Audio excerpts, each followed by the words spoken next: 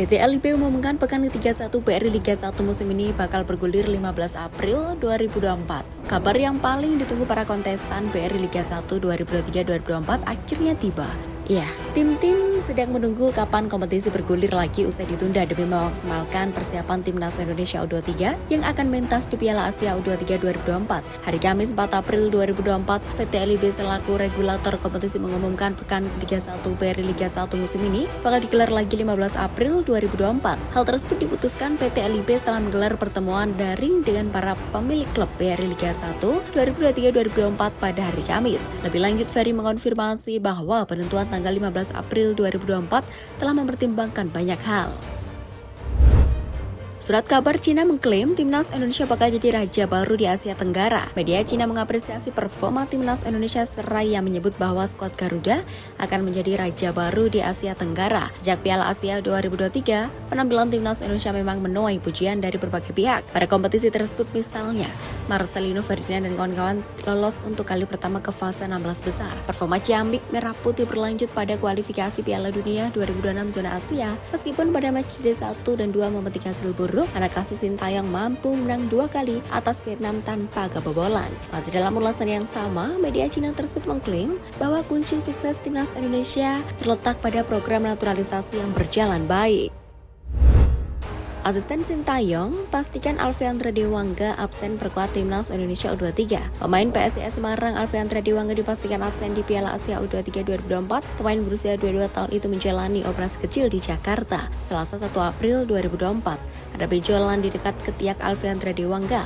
Hal itu membuat pemain serba bisa itu harus menjalani operasi kecil. Sebelumnya, Alfiandra Dewangga dikabarkan akan segera menyusul skuad Timnas Indonesia U23 yang tengah menjalani pemusatan latihan di Dubai, Uni Emirat Arab jelang Piala Asia U23 2024. Namun belakangan, Alfiandra Dewangga dipastikan absen di Piala Asia U23 2024. Hal itu dipastikan oleh asisten pelatih Garuda Muda, Nova Arianto. AFF gelar kompetisi antar klub Asia Tenggara bernama Shopee Cup. Federasi Sepak Bola ASEAN AFF mengumumkan kejuaraan sepak bola antar klub Asia Tenggara edisi perdana yang diberi nama Shopee Cup, Kamis 4 April 2024. Turnamen ini nantinya akan digelar tiap tahun dan musim pertama akan digelar pada 17 Juli 2024 hingga 21 Mei 2025. AFF bekerja sama dengan Shopee, Sport5, dan mitra lainnya untuk memajukan sepak bola ASEAN, khususnya di lingkungan klub Asia Tenggara. Harapannya, Shopee Cup bisa mentransformasi klub-klub di bawah naungan AFF untuk sukses di skala yang lebih tinggi, yakni Asia. Shopee Cup akan menampilkan juara liga dan pemenang liga masing-masing dari Indonesia, Malaysia, Thailand, Vietnam, Filipina, Singapura, Brunei, Kamboja, Laos, dan Myanmar. Skuad PSS Sleman dapat jatah libur sepekan saat Idul Fitri. Penundaan BRI Liga 1 2023-2024 membuat pelatih PSS Sleman Risto Vidakovic harus memutar otak untuk menjaga performa timnya. Skuad PSS Sleman memang sempat diliburkan beberapa hari pasca penundaan kompetisi. Namun kini mereka sudah kembali berlatih sejak Rabu 3 April 2024 di lapangan Pakem Binangun Sleman. Latihan ini rencananya berlangsung sampai Minggu 7 April mendatang. Setelah itu Kim Jeffrey Kurniawan dan kawan-kawan akan mendapat jatah libur saat Hari Raya Idul Fitri selama kurang lebih sepekan. Terhitung mulai 8 sampai 15 April 2024, tim berjulukan Superlang Jawa itu masih menyisakan 4 pertandingan fase reguler BRI Liga 1. PSS Sleman akan menjamu Arema FC, Dewa United, dan Persib Bandung. Satu laga sisanya mereka harus bertandang ke markas Persik Kediri. Risto Vidakovic optimis PSS bisa bangkit dan meraih hasil maksimal di pentas Liga 1. Mantan pelatih Borneo FC itu tidak ingin timnya kehilangan poin pada 4 laga tersisa. Media Malaysia bandingkan kualitas pemain keturunan Timnas Indonesia dan Malaysia. Media Malaysia Metro.com membandingkan kualitas pemain keturunan Timnas Indonesia dan Timnas Malaysia. Mereka mengatakan kualitas pemain keturunan Timnas Indonesia dan Timnas Malaysia bagaikan langit dan bumi. Penilaian itu muncul karena semenjak diperkuat pemain-pemain keturunan, performa Timnas Indonesia menanjak. Untuk pertama kalinya Timnas Indonesia lolos ke 16 besar Piala Asia 2023. Seperti langit dan bumi. Hal itu disimpulkan jika melihat latar belakang dan kemampuan pemain baru keturunan Indonesia dibandingkan dengan tim Harimau Malaya saat ini. Tulis Metro.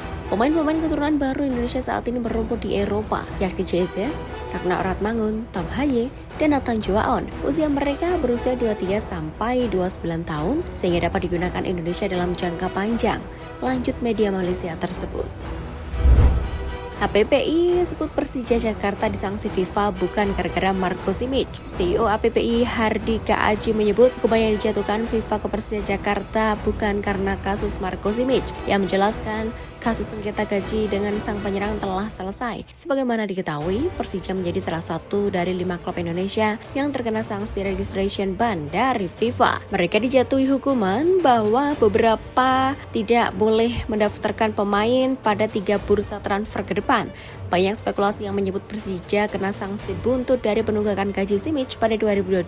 Pemain asal Kroasia itu memperjuangkan haknya ke FIFA dan akhirnya memenangkan gugatan yang membuat Macan Kemayoran wajib membayar tunggakan 7 miliar rupiah. Namun seiring berjalannya waktu, Persija kembali merekrut Simic pada kompetisi Liga 1 2023-2024. Hardika menyampaikan kasus sengketa gaji sudah beres. Ia merasa tidak masuk akal jika hukuman FIFA yang dijatuhkan ke Persija karena kasus tersebut.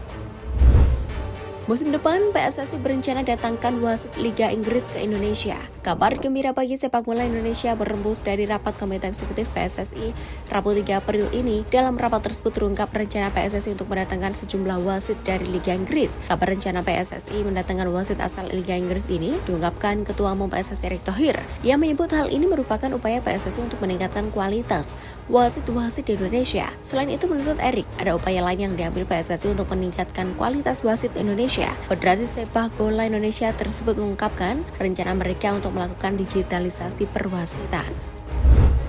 Erick Thohir prioritaskan Ferry Paulus bikin jadwal Liga 1 hingga 2027. Ketua Umum PSSI Erick Thohir memberikan perintah kepada Direktur Utama PT Liga Indonesia Baru, Ferry Paulus. Ia ingin menjadwalkan kompetisi dibuat hingga 3 tahun ke depan. Erick Thohir meminta Ferry Paulus untuk menyelaraskan jadwal kompetisi, termasuk Liga 1, dengan agenda Timnas Indonesia yang akan menjalani banyak turnamen sampai 2027. Itu meliputi kualifikasi Piala Dunia, dan jika lolos ke Piala Asia, SEA Games, Piala AFF, sampai FIFA Matchday, jadwal kompetisi diharapkan tidak bertabrakan dengan Timnas Indonesia. Pesan itu dititipkan Erick Thohir kepada Ferry Paulus ketika memimpin rapat dari EXO PSSI di Jakarta pada Rabu 3 April 2024 yang membahas banyak perencanaan.